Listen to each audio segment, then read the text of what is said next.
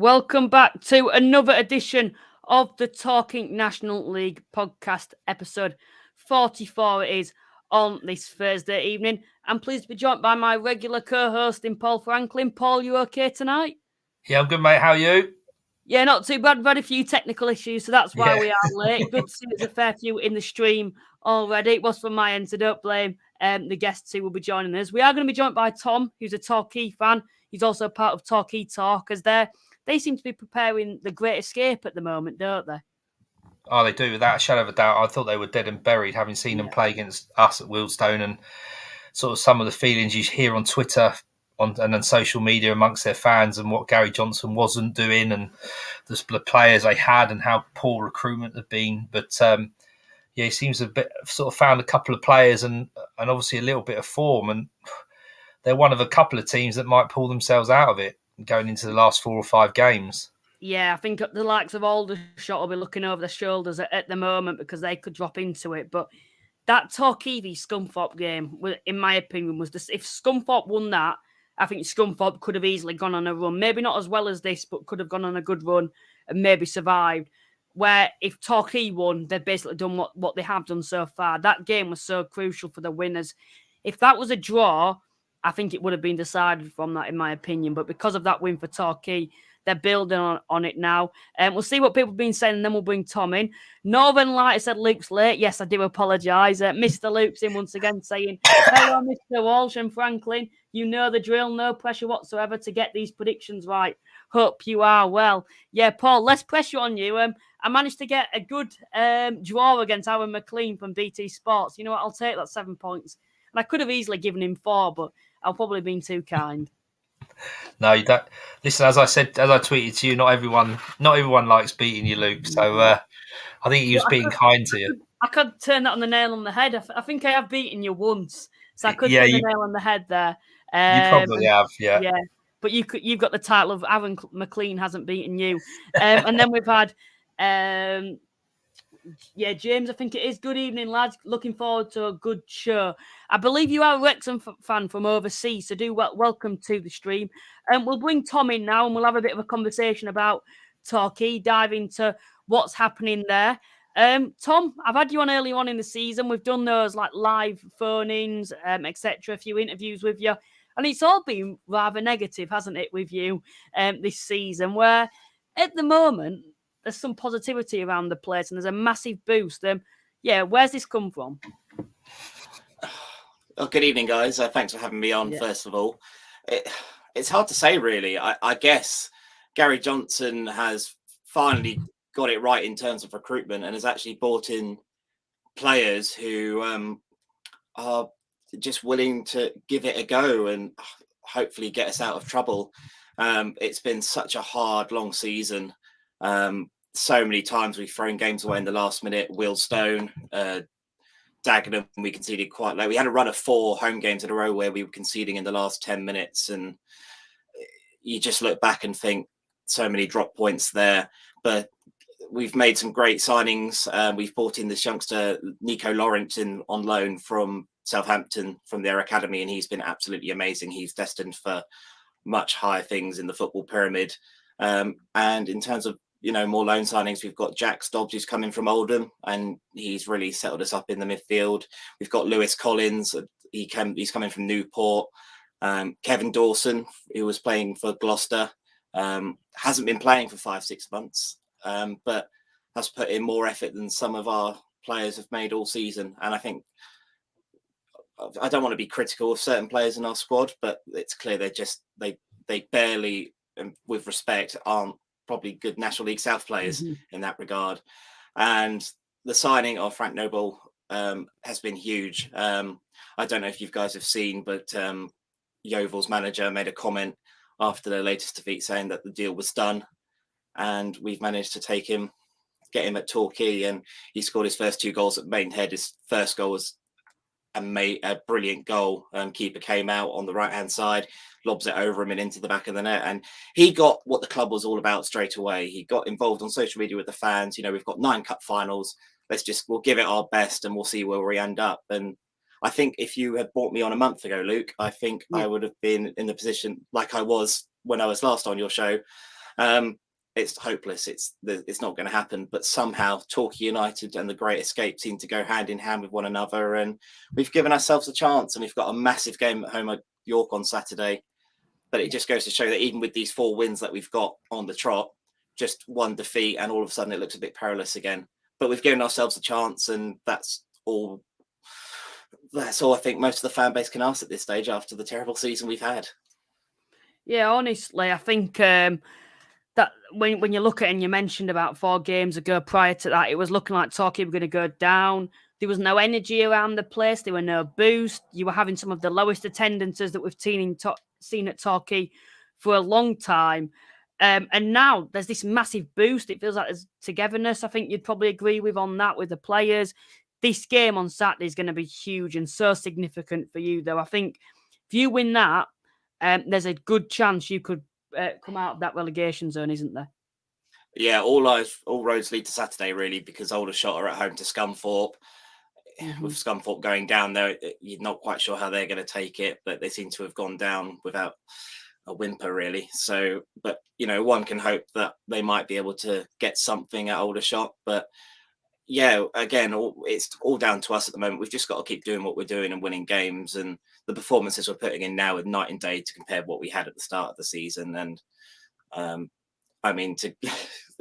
to get the double over Halifax and then to see Halifax beat Wrexham, it just goes to show how anyone can beat anyone in this league. And we recorded our Goals Eye View on YouTube last night, and we were saying a lot of the games this season, we've not been outplayed as such, but the standard, I believe, is not particularly great this year, unless you kind of look at the top 2, top 3. Look at Eastleigh, for example. We played them on Good Friday, and we played them off the park. I think they kind of set up for a point, and I think it just goes to show how vital your recruitment is at the start of the season. If you can get your recruitment right, then you've always got a chance of playoffs. And you look at Wealdstone. I know they might have dropped off a bit now, but they were looking at one point that they might sneak in to 7th place. I don't know. I haven't looked at the table recently at the top half in a long time. But again, York's not going to be an easy game. They've sold nearly 400 tickets, I think. So they're going to have a boisterous backing at Playmore. But we've just got to win. We've just got to keep the streak going, because we've got tough games coming up. Chesterfield away and Wrexham away Wrexham at home. Last game of the season. So it still looks difficult, but again, we've given ourselves a chance, and that's all we can ask. Yeah, I want to quickly look at those last 4 games for you guys. But Paul, have you got anything that you want to ask? Well, no, not really. I mean, it's just I think Tom summed it up. When you look at 4 wins on the bounce off the back of 3 losses and a draw the previous 4 games, I didn't go down to Playmore with the Wealdstone fixture, but many would suggest that Torquay were probably the better side and got sucker punched in the last minute. And do you know what? When you're on a bad run of form, and there's a bit of disconnect between players and fans, and there's that feeling that things aren't going right. Those sorts of things happen as soon as you get a little bit of something about the club. It almost like fortune goes in your favour, and you can't put your finger on why that is. You look at Gateshead as an example. Halifax. Something gives them a spark. This, in their sense, the FA Trophy. If you think of Torquay having those 4 or 5 loan signings in January, February time, all of a sudden, bang, something can happen. And on the same token, you look at Yeovil, and it's gone the other way. So it's really difficult to put your finger on why it does it. But all you can ask, and as Tom says, all you can ask is you have a team that puts an effort in. You got players that get the club, get who they're playing for, and try and put a shift in, because you can guarantee no player wants to play in a team that gets relegated. You don't want to have that on your CV, right? So they're going to be doing everything they can to say that they weren't relegated from the National League. No one wants to go into regional football. No disrespect to the National League, South and North and below. But once you're in the National League, you don't want to be out of it. And many of these teams don't even want to be in the National League. They want to be in the Football League. So, yeah, Torquay, I genuinely thought they were done. Similar to Gateshead, thought they were done. And look at what they've done. It's amazing. And it makes an interesting last 4 or 5 games for these teams at the bottom. Because if you look at Torquay, if they beat York on Saturday, they've got a game in hand on York and they'll only be 3 points behind. All of a sudden, York have dropped in. Aldershot have dropped in. Maidenhead are going to drop in. Could Dorking drop? I think it's hard to predict which two go down from the 4. It's so interesting. I remember prior to Monday's game when we had Aaron McLean on, we were talking about Dorking saying, "Oh, they'll be safe, they'll be fine." And then since Monday, now everyone's saying that Dorking are not definitely safe yet. And it's all about form at the wrong time. Yeovil throughout the season, they were looking like they were going to be fine, just lower mid-table. They've had a huge bad run of form recently, and it's cost them at the moment. And they're looking like they're down and out, unfortunately, from their perspective. Torquay throughout the season, I've personally thought they just don't have the quality to survive. Not that they're not putting the effort in, don't have the quality. They probably don't have the confidence, don't believe in themselves that they can survive. Boom, you bring in someone like Frank Nlbible, and there's a totally different feel around the place. If Yeovil signed Frank Nlbible, then they could be in the position that Torquay in now, but better. Just shows how one signing can make the whole squad perform a lot better. I think a lot of people might be getting slightly carried away, though, at the moment. And I'm sure you probably aren't, Tom, and Torquay aren't, about them being safe. But a lot of people are saying, "Oh, Torquay, they'll be fine."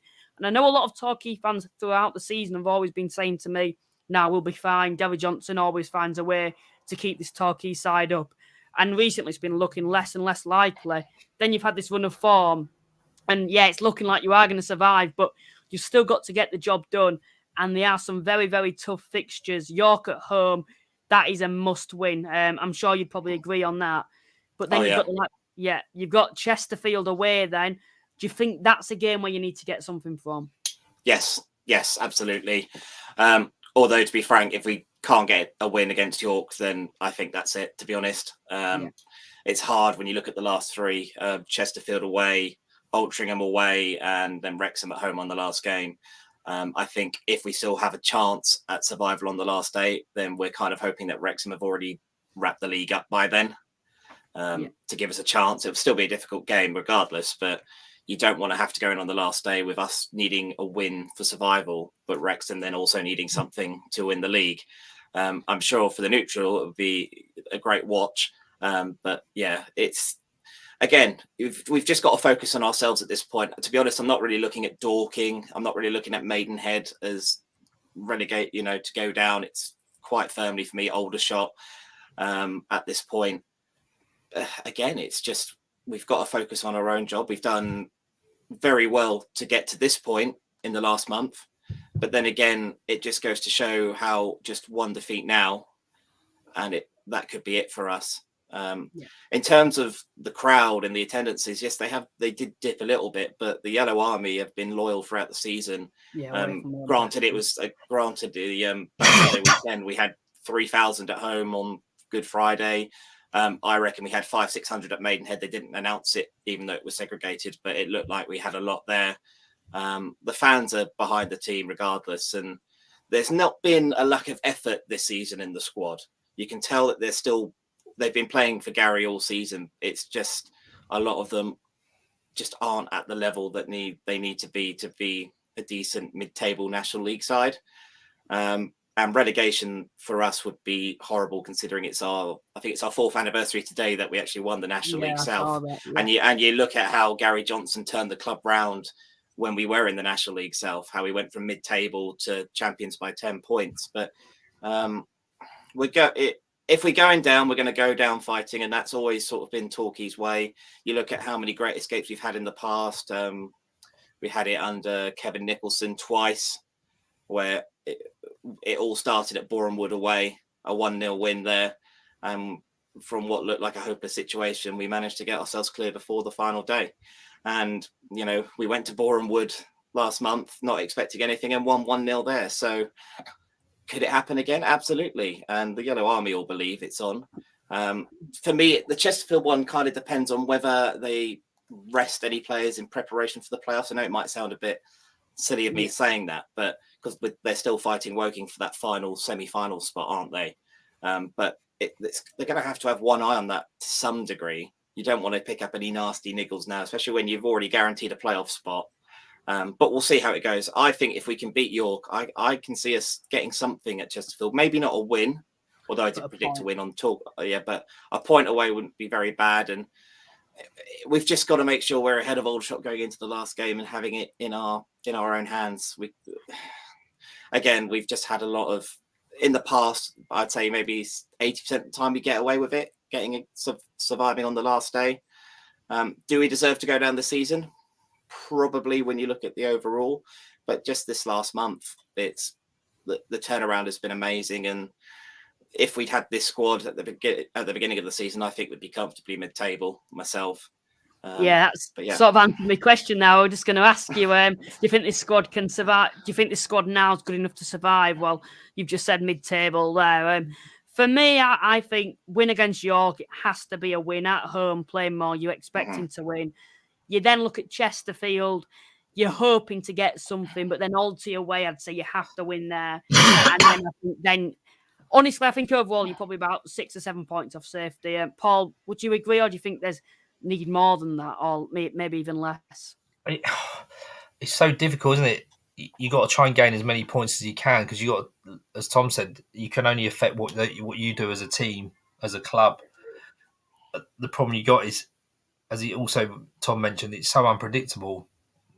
Any team can beat any team in this league on any given day, and there's not many teams at the moment who aren't playing for something, be it relegation, playoffs, automatic promotion. So, I think you're right. Aldershot is who you got to catch. You've only got to finish 5th from bottom. It's 2-point difference. You've got to obviously go into that first game and take the win, hopefully against York, because York really haven't got much to play for. I think they probably feel they're safe, but obviously if they lose against Torquay, they could get sucked in. And then you got to then think about Chesterfield. Almost it sounds very cliche. Take each game as it comes, because every week the league changes so much, doesn't it? So you've got to almost reevaluate where you're at after each set of fixtures and go, right, what do we need from the next game?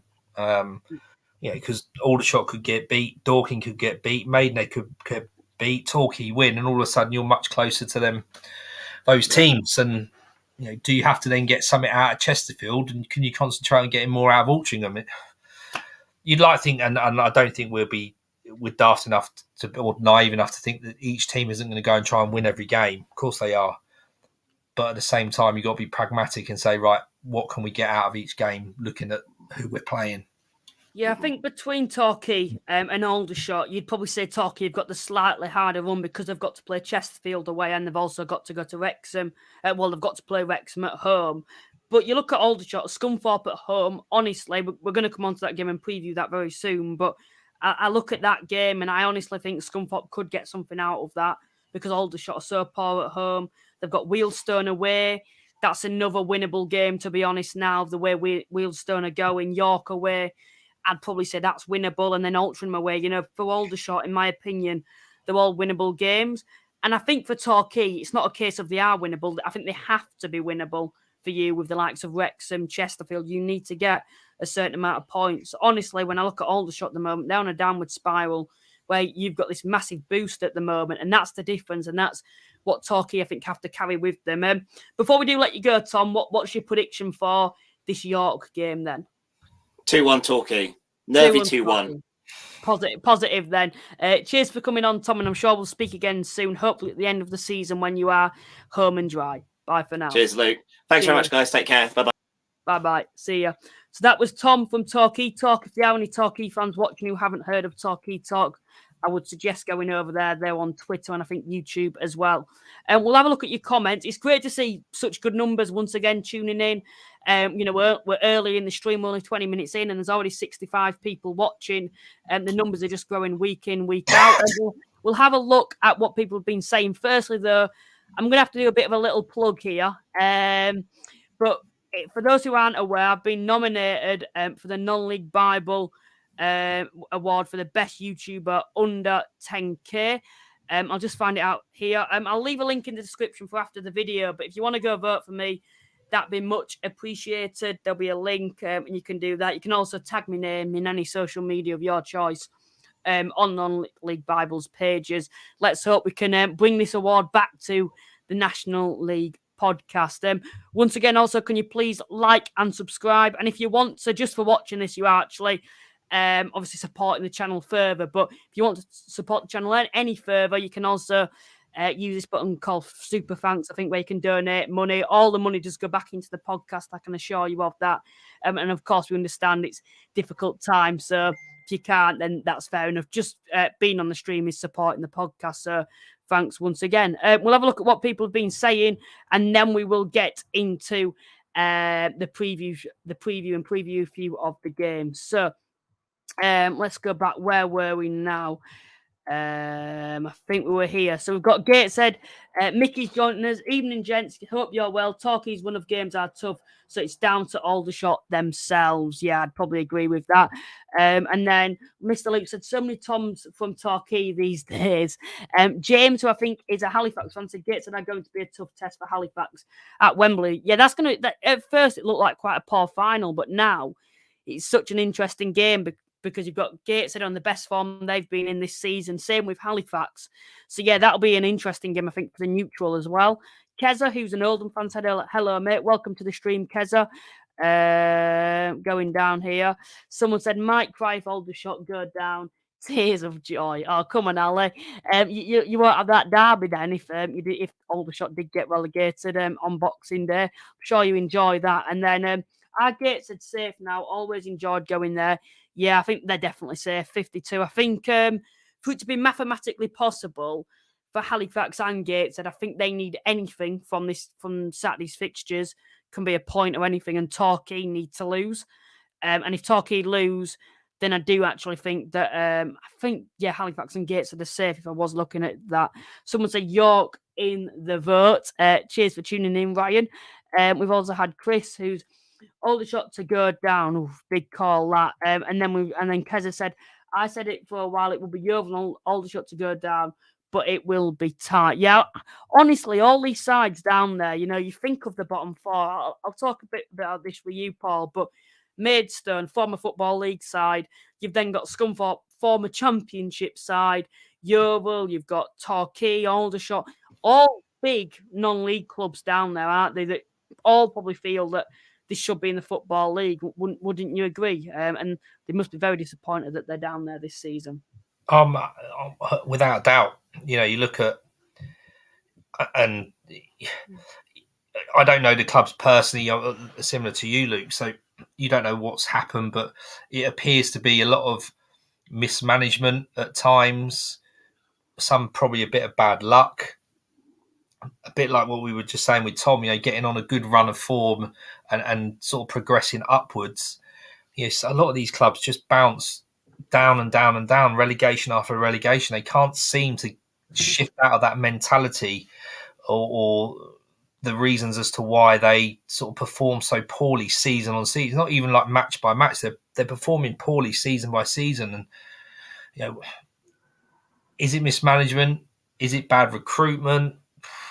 It's hard to say because you look at the clubs that have gone up, in the past, the likes of Harrogate, Sutton, the sort of Barrow.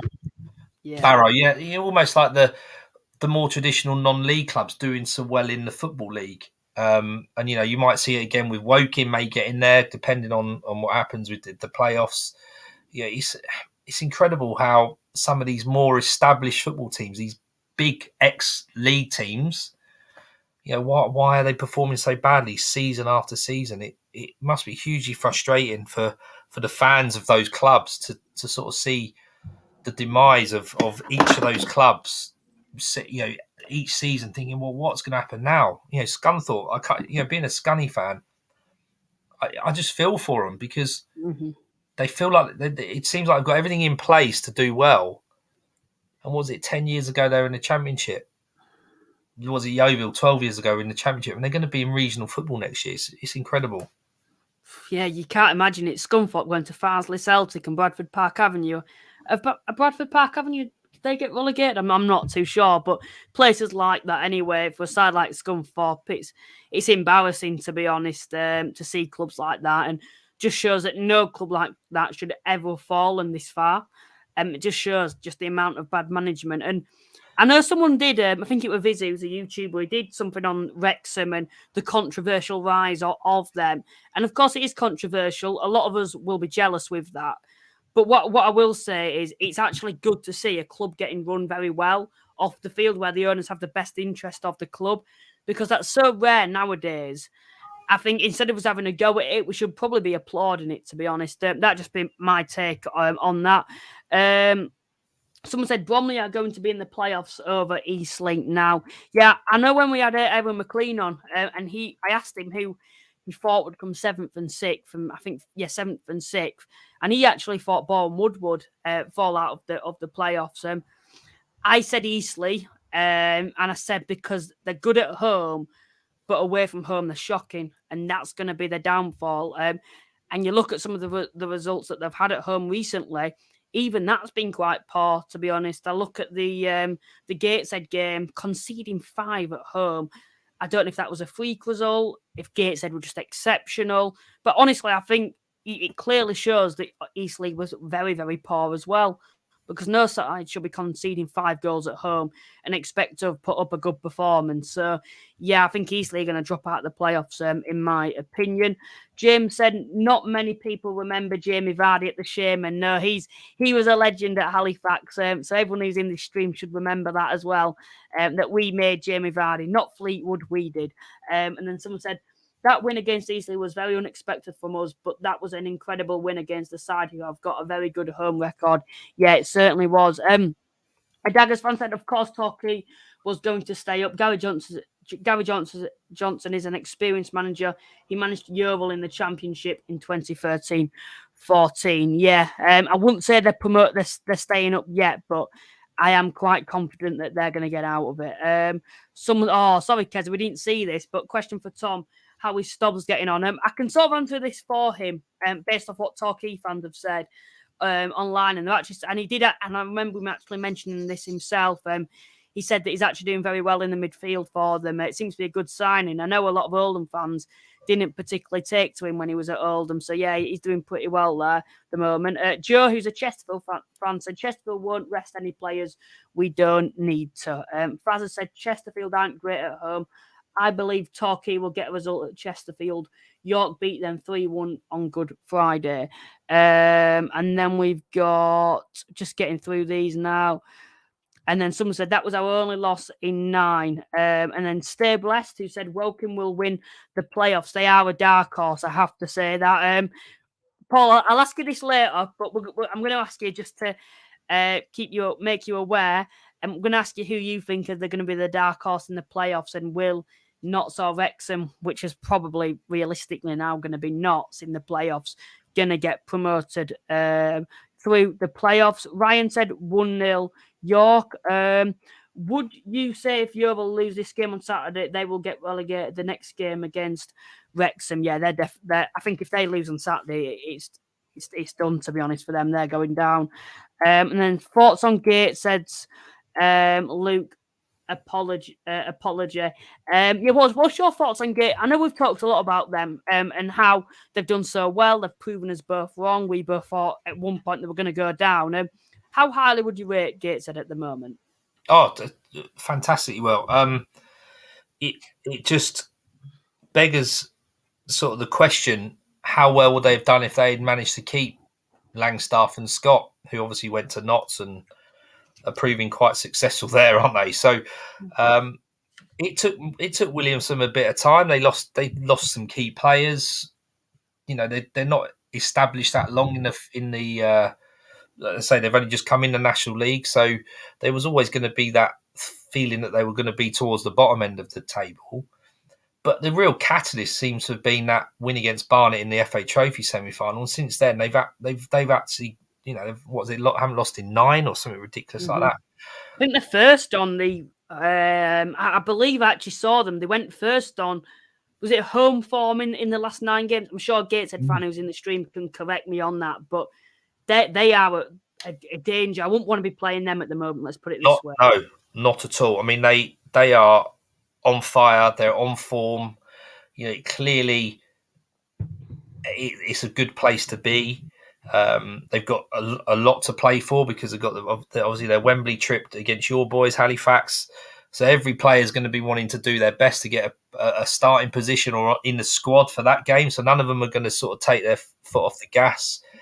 And it's highly unlikely, but there's still a possibility they can get in the playoffs. And it's not going to happen. But if they win the next 4 or 5 games, they're going to be knocking on the door. And to consider the fact that many of us talked about them going down, there was always that question of them having a bit too much quality to go down, wasn't there, Luke? And I've seen them play at home. They beat Wealdstone at home at the Vale. Not a particularly good performance for Wealdstone, but they were very good on their day. And although we beat them up there, many fans who travelled early on in the season said that they looked a real threat, and there was just that sort of missing link in terms of scoring goals and having that threat up top. And they seem to have addressed that with the lad that's come in. His name's escaped me now, hasn't it? Yes, Dinanga. So they've obviously brought him in. They brought Wern in from Grimsby, who had a loan spell at Torquay early in the season and who did well with Grimsby in the playoffs last year. So he's got National League proven quality. Camille Conte's regularly playing and doing well in their midfield. So, it appears that everything's clicked. And like we said, Tom was talking about Torquay going to I can't remember what you said now, going to Boreham Woods the last time they did that great escape. Gateshead had done a similar thing. They've gone to Barnet. They've got a penalty win in the semi-final, and that's really boosted them, and they've just gone on from there. Yeah, I'd agree with what you've said on that. Honestly, when I saw Gateshead away with Halifax, I thought they were awful.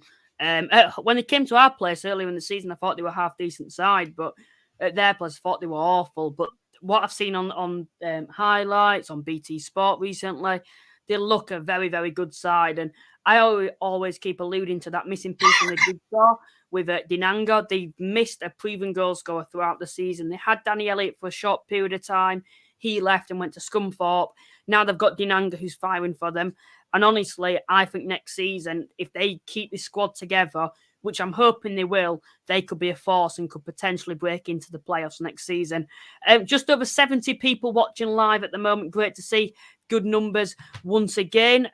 David said, bravo from Settle. Working is stopping me from watching this. I'll have to catch up later. Oh, no problem at all. Just tell your boss you're watching the only National League podcast on YouTube, and I'm sure I'll allow that.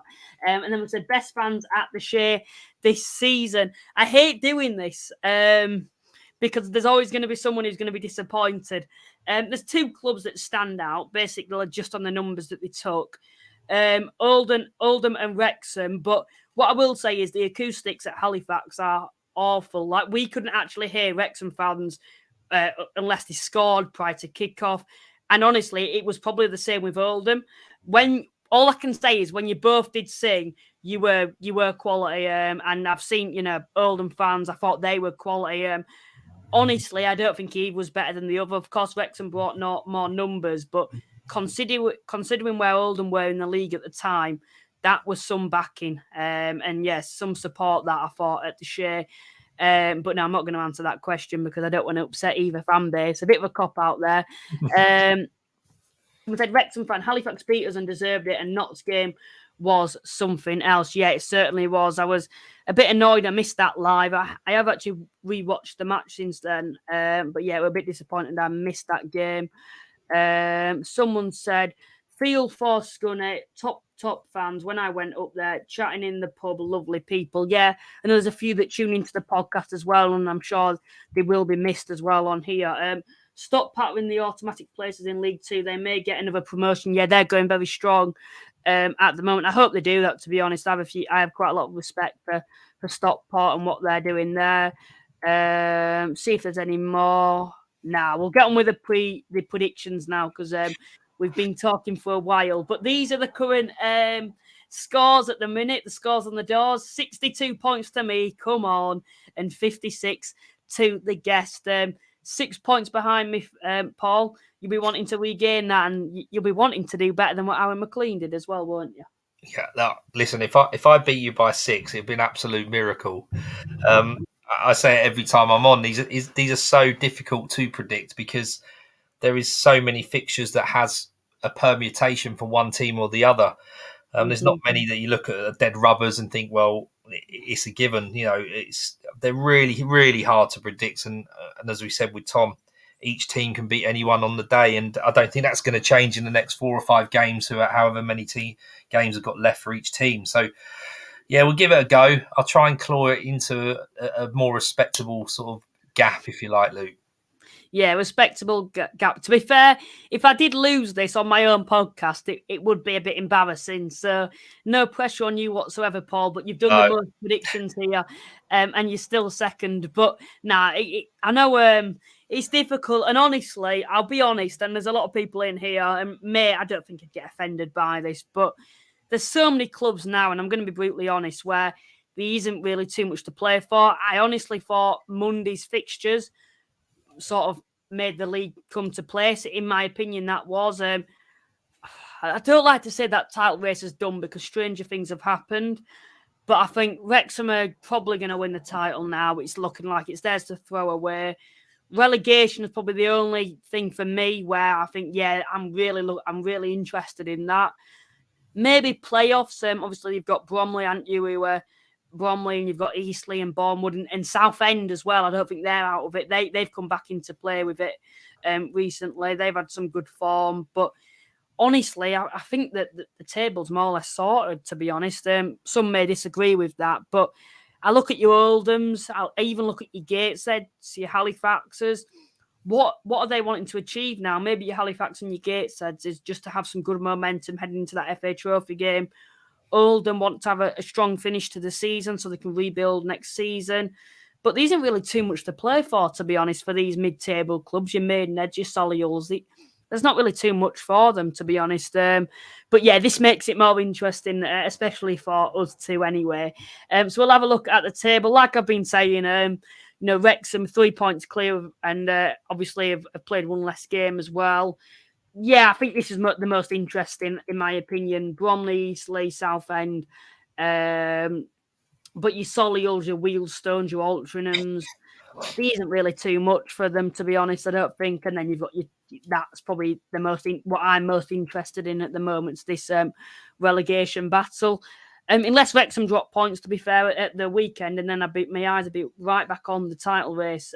But yeah, I think that'll be a difficult job. But we'll have a look at the game then. We'll talk a bit about that Wrexham Notts game. But first, let's have a look at. Where do you want to go first? I don't know. Let's have a. Why don't we go with the Gateshead Bromley, shall we? Yeah, Gateshead Bromley. This is quite an interesting one because Gateshead the most informed side at the moment in the division. Bromley themselves, I think neither side have lost in the last 5 matches. And I think Bromley are a very difficult team to beat, and so are Gateshead at the moment. I went for a draw for this game. I think I went 1-1. How do you see this game going? Funny enough, I've actually put Gateshead 3, Bromley 1. Oh, opportunity for you to gain some points on me there. I mean, purely based on the fact that the momentum Gateshead are on. They scored 5 away from home in a week. Bromley, they're a tough team. Not many people talk about Bromley. They just get along with their job. They're quite a settled side. They've got a manager there that plays a certain style of football that doesn't please everybody, but it's effective. And yeah, I think you look at it, it's a long way to go. Gateshead are on they're just buzzing at the moment. And I think you're right. Gateshead and Halifax, the momentum's with them to try and get into that. When they get to the trophy final, those players want to be involved, be it either in the starting level or the squad. But then when you look at Bromley, they're that 2 points behind the playoffs, and Eastleigh aren't on a really good run of form, so they're gonna go there wanting to win. But I just got a gut feel that Gateshead is just going to do very well again and pick up a win. There's a massive opportunity for Bromley to get into the playoffs, and like I mentioned, they're a very, very hard side to beat. Gateshead are mathematically safe, but you can tell they're just wanting to get some form heading into the FA Trophy now. I'm going to stick with my draw for that one, to be honest. Let's go to this one. Isn't really got too much to play for. The definition of a mid-table clash. I can't seem to get the table up at the moment, but they're both. lower mid-table at the Oldham, moment. Oldham are 16th and Yeah. Maidenhead are 18th. Yeah, and honestly, maybe Maidenhead could get dragged into it, but I'd be so shocked if they went down. And I think they've done enough, and I think with these remaining fixtures, they'll pick up enough points to be clear of any talk about them going down. I'll just put it out there. I think Oldham will win, being at home, Boundary Park. Oldham seem to have improved. They're still quite inconsistent, but they're a lot better than where they were. They're scoring a lot more goals now, which is great to see. Yeah, I'm going to back Oldham here. 2-0 Oldham win. How do you see this game going? Exactly the same. 2-0 to Oldham. Purely they're at home. Got a strong squad. Probably, what you got to consider for these mid-table sides, Luke, is clubs want to finish as high as they can because, if they're going to go into recruit next year, they're going to go to prospective players and say, look, we finished in X place in the National League. Players who are playing for the likes of Oldham, Maidenhead, Wealdstone, they might not have contracts for next year, so they're playing for contracts. They're playing for the opportunity to play in the National League, be it in the team they're playing for or whether they get recruited by someone else. So I think players will go out there with the mentality of they've got to try and do as well as they can because they're in the shop window still. I think Oldham are just going to be too strong with it being a dead rubber. Maidenhead get dragged into the relegation zone? I don't think so. I think Alan Devonshire's just got a bit too much about him and his squad to sort of stay clear of that. But I agree with you. Oldham are going to be too tight and too strong for them at Boundary Park. Yeah, let's just get through all these mid-table clashes then before we move on to some of the more significant games. I would put it like that, to be honest. Solihull v Yeovil. Well, then again, no, I wouldn't say this is just a boring game with either to really play for. Solihull, not really too much.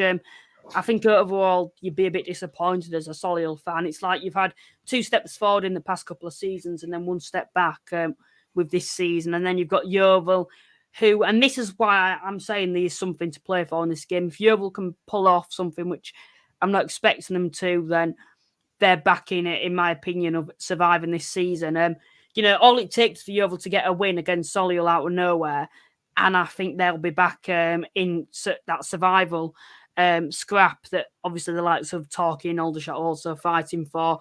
But honestly, I can't see it. They look so low on confidence. Every time I look at Josh Staunton's match interviews after the game, it's quite painful to watch. I'll probably stop watching them after this week if they lose again, because you can tell he cares about Yeovil and he's disappointed with the situation. Some people say Yeovil are simply not good enough for the National League. Some people say they're low on confidence. Some say they haven't got the effort and the heart for the club. Whatever way you want to put it, they're not in a good position at the moment. And going to somewhere like Solihull, Solihull as a sort of side on their day could batter you if they do turn up. Solihull and Yeovil don't. And honestly, I think that'll be the case. I'm going to go for a 3-0 Solihull win. I'm not going to go for a Yeovil win. 3-0 Solihull win.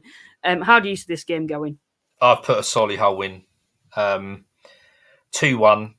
I think Yeovil are going to put up a fight. I mean, the term that can be used for Yeovil at the moment is chaotic. It just seems bonkers what's happening down there from what you sort of read on social media and watch Mark Cooper's press conferences and what the prospective owner Matt Ugler tweeted and then cancelled or sort of deleted. The problem Yeovil have had is they've not been able to score enough goals all season.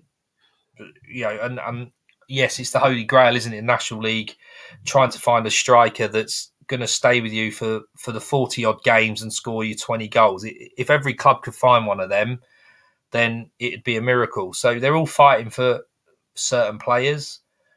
Mark Cooper is an experienced National League and Football League manager. He knew what certain players he wanted. It appears that the prospective owner has decided that he was going to go and recruit his own players. There seems to be a real disconnect there. And they just appear to just not have enough quality. Tom was talking about Torquay's squad. Just the effort's there. They're just not good enough for the National League. And I think if you I don't know, I haven't watched Yeovil, but if you go with what Mark Cooper is saying is they are putting shifts in, or the majority of them are. They're just not good enough. And that's not going to change in the next 4 games. The lads they've recruited either aren't up to the standard or aren't fit to get going. You know, you can't bring in players who haven't played for 5 or 6 weeks and chuck them into a National League relegation battle. It's just not going to happen. You know, Callum Harriott clearly got quality, has played at this level, hasn't played at this level for a while. He's come in, he's got injured, he's gone out, he's come in, he's got injured. You know, you can't, there's no consistency. And having to play players out of position, it's nuts down there. And they're only going to go one way. They're going into the National League South, and they're going to have to rebuild again next year, whether they have Mark Cooper or not, whether this prospective owners take the club on or not. But I think there's got to be a reshape of how they recruit, who recruits, and what they recruit, because it just hasn't worked. 6 points from safety at the moment. Just to say also, as there's quite a lot of people watching, if you are new, please don't be afraid to get your thoughts on what topics we're talking about in the live chat. That's why we do this, to be honest. I just love hearing what other National League supporters and their opinions and what they think at the moment about the topics that we are talking about. But yeah, 6 points from safety for Yeovil. If they lose, they're definitely down and out, in my opinion, this coming Saturday then. So let's have a look at the next few games then now. Let's have a look at this is one where I don't think neither team have too much to play for. There's still talks about Dorking getting brought into the relegation scrap, but honestly I think they've proven they've got enough to survive. Altrincham not too much to play for now, 13th in the league table. What I will say though is this proves to be a very entertaining match. Both sides like to play attractive football, both possession-based as well. I think there'll be a lot of goals in this game, but I think both teams will cancel themselves out. Altrincham on a bit of poor form at the moment. I still don't think they've got over that FA Trophy defeat, which fair enough. It's a big loss that. And Dorking are the other way, to be honest. They seem to be on a high at the moment. I'm going to go for another draw. I think it'll be a high-scoring draw, 2-2. How do you see this game going? Exactly what I've said, Luke. Yeah, 2-2. Have you actually? Yeah. Fair enough. I think you're right. It's a bit of an odd one that we've both gone for 2-2, because if you look at Dorking's last 8 results, they've either won or lost. They haven't drawn. And I think the early season with Mark White, obviously, who owns Dorking and manages them as well, a real character, isn't he? They almost had that sort of attitude of if you're going to score 3, we'll score 4. Mm-hmm. They soon realised that model was not going to work in the National League. You know, Dean Brennan did a similar thing when he was manager of Wealdstone. You know, and we had some fantastic barnstorming games, but ultimately it just wasn't going. You can't sustain your future in the National League if you think you can outgun any team. So he's done very well. He's gone and recruited a couple of lads from, I believe, from Crawley, and you know, they've realised that actually they need to be better defending as well as scoring. And I think that, like you said, they're very entertaining. We've got them coming up at the Vale in the next couple of weeks. It'd be good to see them live. I didn't go to the away game, which they beat us. But I think they're safe. I think Mark White's done a tremendous job because they aren't full-time. You know, they're still part-time, and whether they'll go to that model. But he was clever enough to sort of realise that he couldn't keep going the way he was, and he's just changed the way that they play that little bit, I'm guessing, in terms of being a bit better defending and not letting as many goals in. Because you look at their results, it's been 1-0, 2-1, 2-0, 1-0. You know, they're very tight games. So as for Altrincham, I think you're right. You know, it was a real sucker punch losing to Halifax in the semi-final. I mean, literally the last kick of the game. You know what it was like. You were there, Luke. We've talked about it. That has caused Halifax to go on a bit of a run, and it's given Altrincham a bit of a kick in the whatsits. And when you've not got much to play for, and something like that happens, it can have an effect on the confidence, I'm guessing. So I can't see them going down and playing on the plastic at Dorking, and that will help them play their football, but Dorking will be used to it. So I've gone for 2-2, but I think Dorking will probably be the better side out of the two. Yeah. Right, we'll move on to Halifax v Maidstone. Honestly, for the rest of the league, this is probably one of those games I think don't really care, to be honest. Honestly, that's what you see it as. I look back to that Aldershot game, and I even look back to Wealdstone at home. Prior to Wealdstone at home, if we'd have lost that game, we were in trouble. And then obviously we went on a decent, still a bit inconsistent after that, but we improved. And then that Aldershot game at home was another scenario. If we'd have lost that game, we'd probably be in the position that Aldershot are in now, because I think if we'd lost that game against Aldershot, we then probably would have lost to Altrincham. And even if we beat Aldershot and lost to Altrincham, I think we would have been in trouble, because there were no way that we were going to lose to Altrincham and then beat Wrexham that following Friday. The whole reason that we won that Wrexham match was because we had a massive boost around the town. There was a bigger crowd because of the previous game. And then obviously going to York and putting them to the sword. And I think also you've got to give this Millie Alley lad a lot of credit. I want to be careful what I say, because I want him for next season. And I'm always wary some people might be watching who has some insight and might be looking for the next talent in the National League.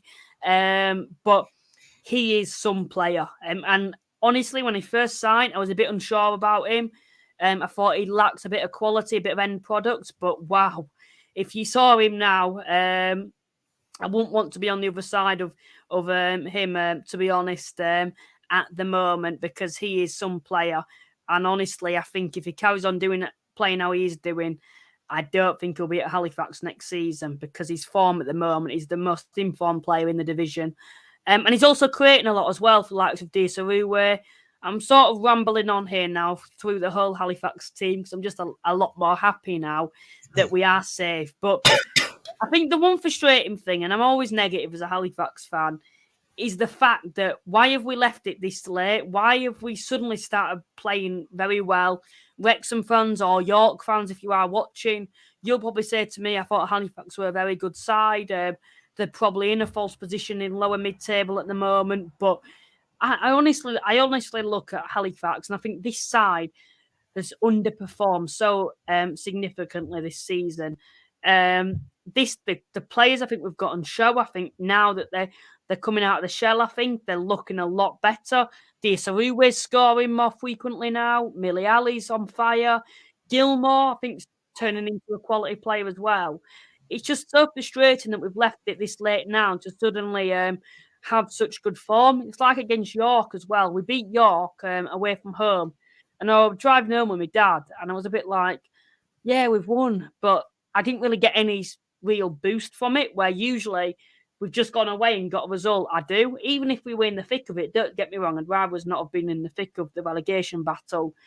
But it would have meant more. And honestly, it didn't really. Yeah, a bit dull there, but that's just my honest opinions, to be honest. But I think as having this good form until the end of the season, the fixtures seem to be placed nicely for us towards the end of the season.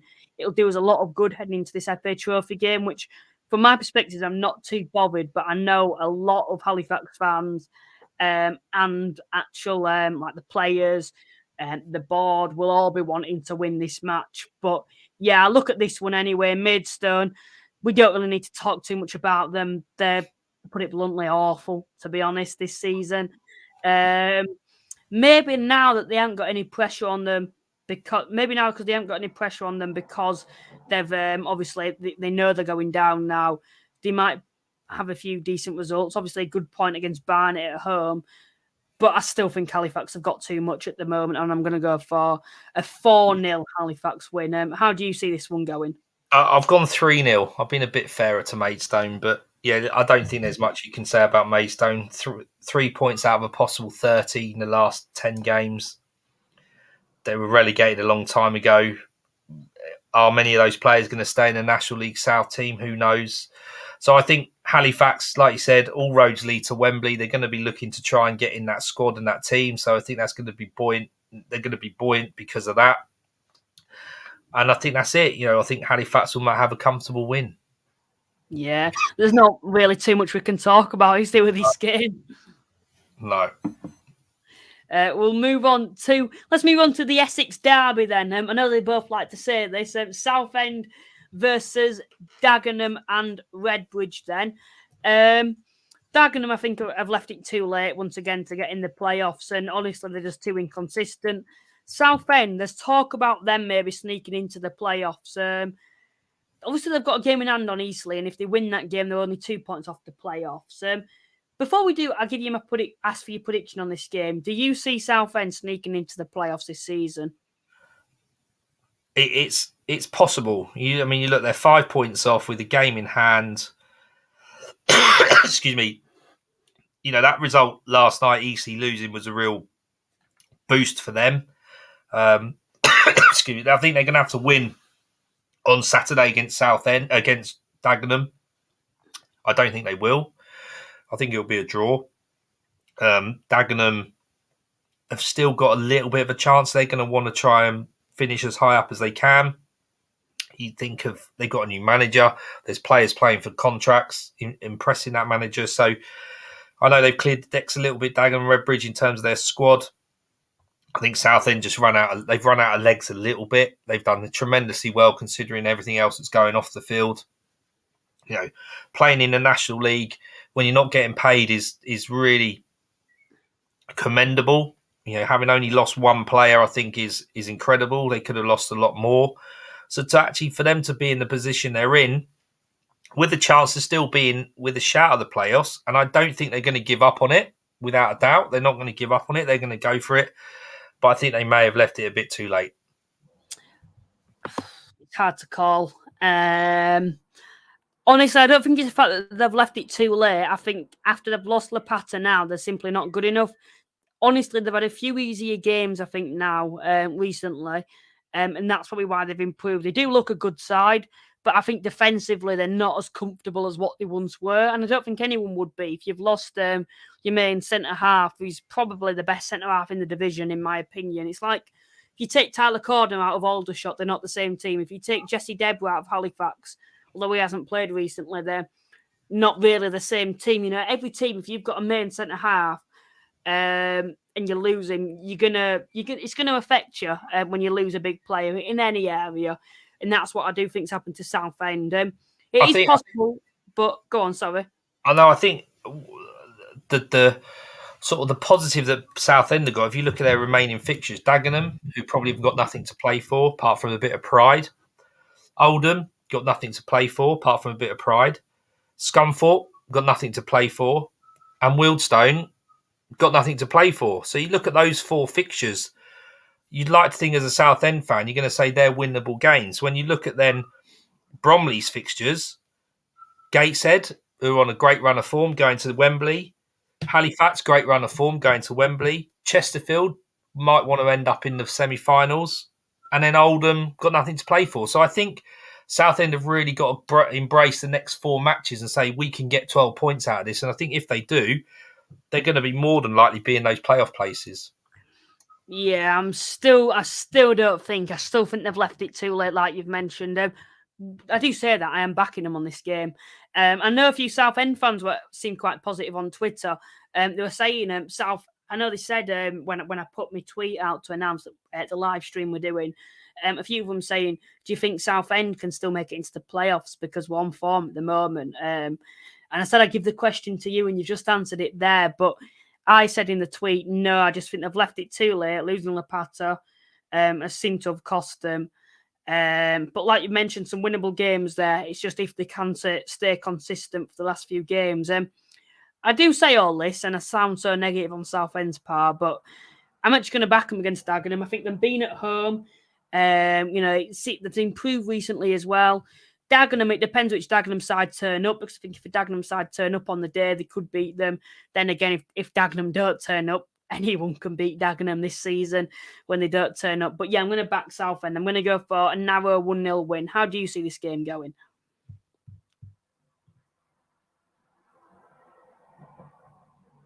I think you've muted your mic. I'll unmute it. There we go. Oh.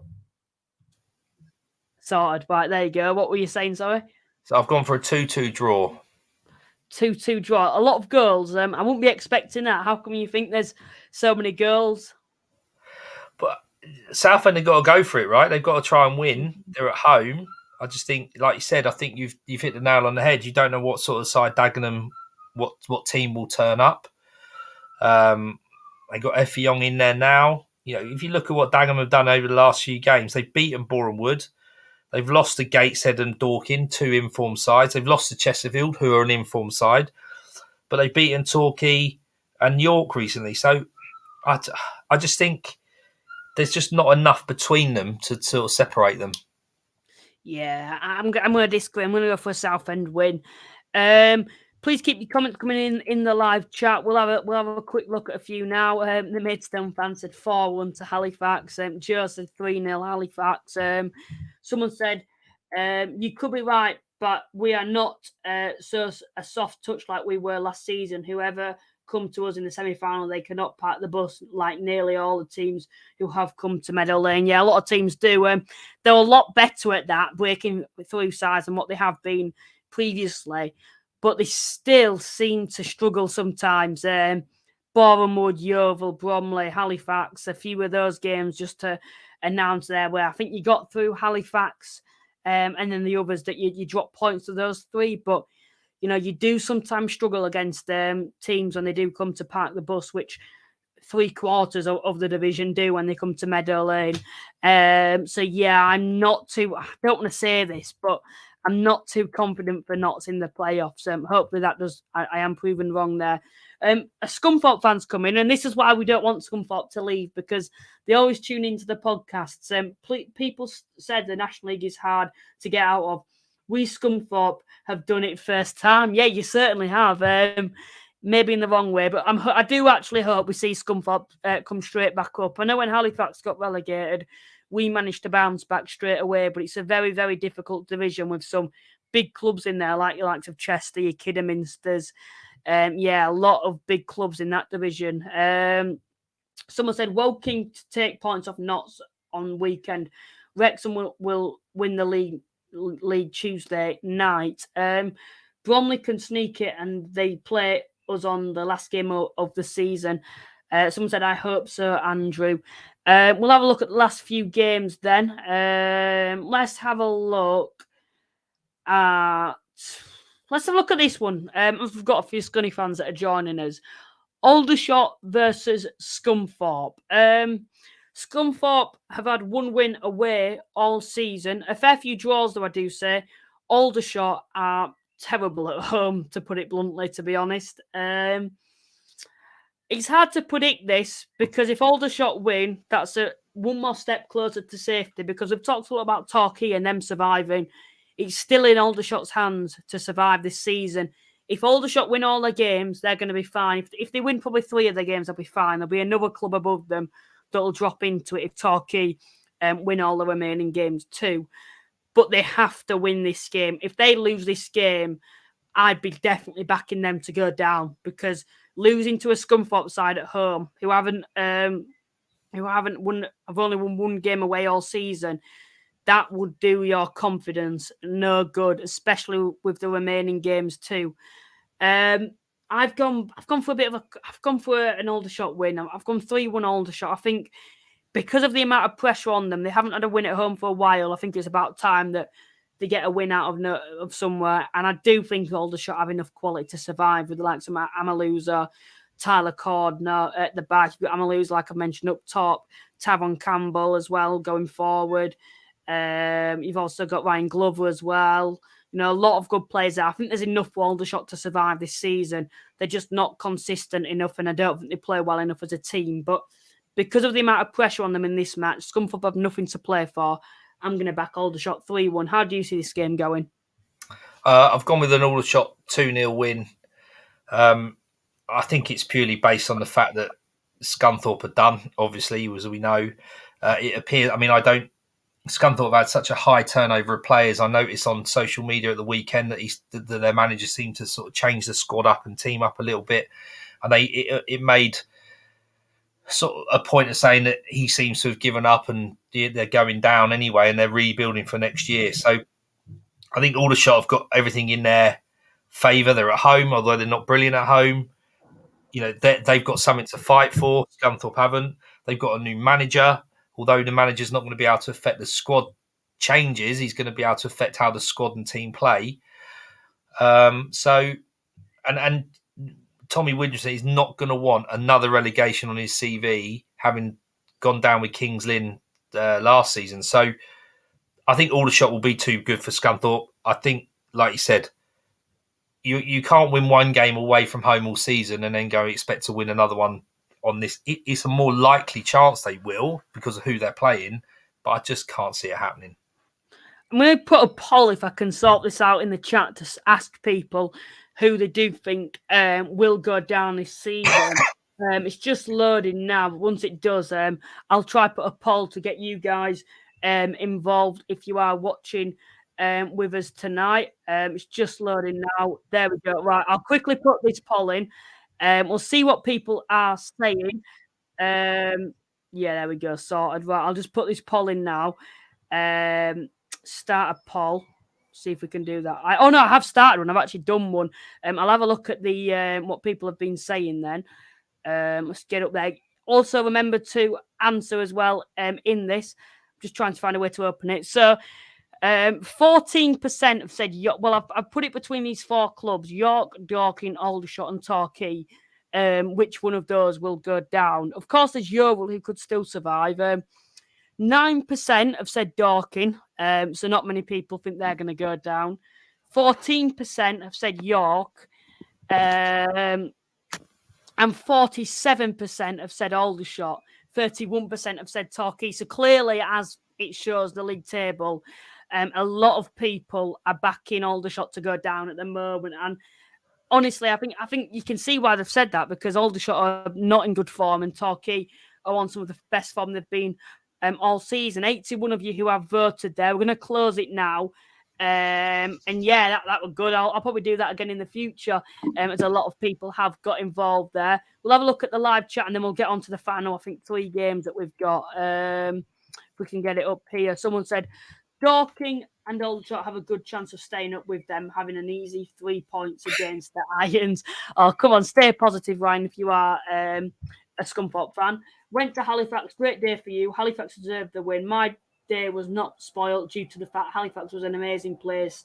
Loved it. Shame about the result, but we made it up on Monday. Yeah, Wrexham fan there. Yeah, everyone loves Halifax away. If you don't like Halifax away, then there's something definitely up with you. Someone said, Keza, our biggest problem at the moment is the effort. For years, the players haven't put in enough effort, but this new chairman is a long-term plan, so I am hoping we can bounce back. Yeah, you will be hoping so, and I do hope to see you back. It will be some season for Southend to get to the playoffs, being saved at the 11th hour financially. Yeah, it'd be a good story that if they did do that. Yeah, I went to the game on Monday and was annoyed for you fans, Ryan. Went down with a whimper, with no effort at all, but recruitment could change that next season. Yeah. Just before we do move on from Scunthorpe, did I ask for your prediction? Yeah, 2-0 to Aldershot. 2-0 to Aldershot. So you think they'll win? But so another one here, just on Scunthorpe slightly. I looked at them when they had the takeover and they beat us, and I thought, oh, they're going to survive. Now I think they've got enough to survive with the quality they've brought in, that camaraderie that they've got as well now. The connection as well that it felt like they were regaining with the fans. But it hasn't had the impact that I thought it would. Did you ever think that Scunthorpe were going to pull out of it? Because throughout the season, I certainly did. No, I'm with you. I think the $1 million question was it too late? And it's clearly proven to be too late. I think it needed to happen earlier in the season. It's difficult to bring in 13 whatever players. They brought 13 new players into the transfer window in January, February time, and expect them to do miracles in the 4 months with a new manager. I mean, yes, the hope was there that they got a new owner. He seems to want to do it for the right reasons and own the club for the right reasons. There was the fans came back that were kind of boycotting or not deciding to come because of the previous regime. So they had a lot of positivity around the place, and I think some of the players they recruited were very good for National League level, but I think that $1 million question, was it too late? And it's proven to be. Now, that was always in the back of my mind. I did think they would get out of it. I mean, genuinely, when I saw them play against Wealdstone, I said that they were cooked. They were done. They were going down. Yeah. But that thought of, if they could have picked up 2 or 3 results at that beginning, when that takeover happened, which they didn't do, then it just hasn't taken on from there. There hasn't been that spark that we've talked about with some of the other teams in the league in their respective positions. Yeah, I think that's the same with a lot of clubs in it. In like you mentioned, with respect to positions, I look at Halifax and I look back on 5 or 6 games where I think, if we'd have just won there when we had a good opportunity. I look at Yeovil at home, we should have beaten them. I look at the winter months when we lost to Torquay away, we lost to Yeovil away, which was unnecessary as well. Eastleigh away, even you guys at the start of the season when we lost to you guys away from home. And I remember I messaged you and said, "What did you think of Halifax?" And you said, "I'll be honest, mate, they were one of the worst sides that I've seen in a long time." And let's put it this way: I was shaking me. I was terrified at that point, thinking we were going to go down. Fortunately, we have turned it around to a certain extent this season. But I look back and I look at Halifax, and I know I'm making it about us now, but when we are poor, we're the worst side in the division. But when we are good, we're a fierce playoff contender, in my opinion. And I think that's the same with a lot of sides as well this season. We'll have a look at your side then. Bournemouth versus Wealdstone. Wealdstone, it's the same every week now. They've fallen off a cliff, to be honest. Bournemouth, they need to win this being at home. They need to get some momentum towards the end of the season and secure that playoff position in the playoffs, because I think if they do make it into the playoffs, in my opinion, I think Bournemouth could potentially go up or cause a few of the bigger teams some problems. I went for a 1-0 Bournemouth win. How do you see this game going? I've gone with a 2-0 Bournemouth win. There's only one team that's got anything to play for. We lost to Bournemouth early in the season down at Meadow Park in the FA Cup, or was it FA Trophy? It was one of them. Can't remember which one. They're physically very strong. They play very direct football. They crash it forward. Listen, Wealdstone have done amazingly well. Very proud to follow that team home and away. Very proud to see where they've got, both on and off the field, with the resources they have and everything else. And people who understand the league know that they're a very, very small side within that division against some of these real monster teams.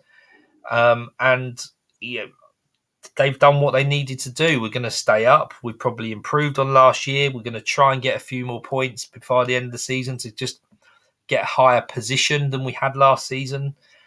But I can't see that coming Saturday. Bournemouth would need to win, and they're at home. And I think they're going to be too strong for Wealdstone, and I think they'll win 2-0. They don't let many goals in Bournemouth, and Wealdstone don't score too many. So those two factors, I think, suggest that Bournemouth will win. Are you disappointed with Wealdstone's end to the season? Just sort of think to a certain where we've thrown this away with some of the fixtures, like at Halifax away, maybe you look back to? No, not really. And that's not sort of trying to, just because I support Wealdstone. No, I think individual performances, losing to Scunthorpe 4-1 away wasn't particularly great. But we are what we are, Luke. And, if we can't put out our strongest 11 or 12 or 13, in the squad, we're always going to maybe struggle against teams. And I think what's happened recently is whenever we lose a game, we'll bounce back and do very well in the next. And we haven't done that in the last 4 or 5. The season may have caught up with them a little bit, but there's no lack of effort. We went to Notts on Friday, who are obviously gunning for the championship. They beat us 3-0. We've been making mistakes. There's errors in there by the back four mainly that we haven't seen at the early part of the season, and we get punished for it because of the quality that's in the league. So, like I said, we are what we are. I don't think any fan of Wealdstone will say anything different. We've superseded anything that we expected. It can feel a bit frustrating that we haven't kicked on. We were so close to maybe that playoff position, but ultimately I don't think we really ever thought we'd fall into it. That these teams are too strong towards the back end of the season. Yeah, I'd probably agree on that with Bournemouth. We'll move on then. I'll quickly have a look at the chat. I know someone came in. Let us know your support. I have a feeling you're either going to be a Rochdale, Hartlepool or Crawley fan. Some of those supporters were sneaked into the stream recently thinking that they're going to get relegated. Is it true that the bottom 4 teams get relegated from the National League but only bottom 2 get relegated from League 2. Seems unfair. Yeah, tell us about it, to be honest, Jennifer. We've been saying this for years and nothing's changed, and I can't see it changing. Maybe with this title race, it will maybe increase the pressure on the EFL, but basically we need EFL teams to vote, and I can't see many teams voting, to be honest, unless you're near the top of the league. I think you Stockports might, because they know what it's like and they know they're going to be nowhere near that drop zone anytime soon. But you also know that the bottom half, I think we don't want to go into non-league. So we're going to keep it with only 2 going down, and you can't really argue with that, to be honest. Final few games then that we'll have a look at. This keeps coming off. We'll have to sort this out for next season. Just have a look at the past next 3. I think 1, 2, we've got the 2 big ones, which honestly I think I won't say less significant now, but yeah, anyway, let's talk about it. Barnet v Wrexham. I think when I'm talking about this and I say the title race is over, I still think Wrexham are going to win it. But Barnet's a difficult place to go. Notts County found it difficult this season. And I think Wrexham will. I think there's a lot of goals. It was 7-5 in the reverse fixture. And I'm actually going to go for a 2-2 draw, which I think Wrexham fans, I think you'd be slightly disappointed with. I think you'd be a bit more nervous if you didn't win this game. But honestly, I think you'll draw it. I looked to you at Halifax, and I think you did have an off day, to be fair, but I didn't particularly think too much to Wrexham to what I was expecting. And maybe I expected too much, but they certainly put on a show against Notts County from when I've seen them, but they didn't seem like the same Wrexham team at our place as what I've seen at the racecourse, and they haven't been throughout the season. And Barnet are a good side at home. Yes, a little bit inconsistent, but I think they'll turn it on for games like this that are, I think, against better opposition on paper. But yeah, I'm going to go for a 2-2 draw, in my opinion. How do you see this game going? I've gone for Barnet 1, Wrexham 3. You're backing Wrexham then? Yeah, I mean, Barnet have had a bit of a drop off on form. They, after losing to Gateshead in the trophy, and I know they only lost on penalties, but they were 3-0 down, 3-1 down at half time, 3-0 down after half an hour, and they've lost to York, they've lost to Bromley, they drew with Bromley, they drew with Maidstone on Saturday. Maidstone, that's only their 3rd point out of 30. So listen, Barnet have done very well. Probably the most improved team in the National League season on season, I would suggest. Dean Brennan has done very well this year with his recruitment. He seems to have got players who want to play for the football club, where that hasn't sort of been the feeling in the last few seasons. They're a bit more settled with their management.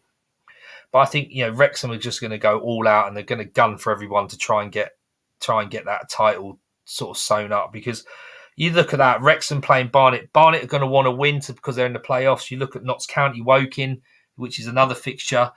2 massive games. And I think Wrexham have just got to try and go for everything, because Notts might get some out of Woking, and they're not going to want to lose the league, Wrexham. No way, in no way, shape or form. There'll be so much egg on their face if they don't. So I think they'll be too strong for Barnet. I think Barnet have just probably run out of a bit of steam. They'll stay in the playoffs just about, but there's a chance they could slip out of it. So, yeah, Barnet 1, Wrexham 3. Yeah, if you Barnet, I think you need to have a bit of momentum for the playoffs if you want any hope of causing an upset and getting promoted via the playoffs. So I think they do need to attempt to get something out of this game. It'll either be a case of I think Wrexham will turn up and batter them, or I think Barnet will be able to pull something off. Next game, then let's have a look at Notts v Woking, the BT Sport game. It is 2nd versus 3rd. Sounds very, very exciting, but you look at the point difference. 24 points between the 2 clubs for 2nd and 3rd is quite shocking, to be honest, to see this division at the moment, how it is. It'll be a difficult game, though, for Notts. Even Wrexham drop points to Woking at home. I'm going to back Notts, though, because they can either look at these final few games either way. They can look at it as an opportunity to gain some momentum, have a good end to the season heading into the playoffs and be on a positive. Or they can try and rest players, rest these key players for the playoffs and put all their eggs into the playoffs. But honestly, if they win this game and Wrexham drop points, which I can't see Wrexham winning every single game until the end of the season, it will get interesting again. I think this will be a difficult game, but I think Notts will pull through. I think they've got to go into this thinking, right, we're gonna try and win all these 4 games. We're gonna put a load of effort into these games, put on a show for the supporters, and see where we are at the end of the season with no pressure now on us because it's all on Wrexham. So yeah, I'm going to go for a Notts County 1-0 win. How do you see this one going? I've gone Notts County 2-1. It's what a game that is, by the way, to watch on BT Sport at 5:30. That would definitely be one I'll be tuning into because, obviously Notts will go into it knowing what Wrexham had done against Barnet at 12:30. So if Barnet gets some out of Wrexham, Notts have got everything to play for, whereas Woking will also know how Chesterfield do against Eastleigh. So that is a massive... They both will want to win. Woking will want that semi-final place. Notts will want that final sort of, or the championship, to the automatic promotion. It really depends how Barnet and Wrexham play out to, I think, how the mentality Notts will have going into this game. And I think if Wrexham win, then do not sort of give up the ghost a little bit. It's really hard, but I think they're both very good footballing sides. Darren Sarll's done amazingly well at Woking. He's recruited again very well this season. They've gone full time, so they're reaping the benefits of that. How will Notts recover from losing to Wrexham in such an epic game on Monday? Who knows? I think Notts County will be too strong for Woking, but that's a really, really good football match to watch. Chesterfield versus Eastleigh then. This is also a very interesting one because Eastleigh need to bounce back, but it's not the sort of game that you want. Yeah, I think you want to be playing after conceding 5 at home. You're playing against an informed Chesterfield side. I'm backing Chesterfield in this one. I think if I can find it here, I put it on my phone somewhere. Did I say 3-0 Chesterfield? I'll just get it up now. But yeah, I'm backing Chesterfield for this one. No, I said 4-1 actually, Chesterfield for this one, which is quite a battering, to be honest, from Eastleigh's power. But they look a little shaky at the moment. They're another side in poor form at the wrong time, I think, for Eastleigh.